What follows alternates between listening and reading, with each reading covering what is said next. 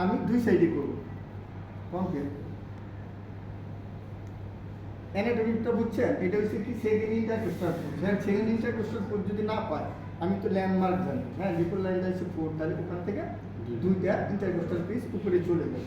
তারপরে কি করছে? সুপিরিয়র এবং পোস্টেরিয়র। পোস্টেরিয়র সাইড কোথায় করছে বলো? C7 এবং T3। যেমন আমি কি জানি, স্ক্যাপুলার অ্যাঙ্গেলটা কত? C3 কত বলো?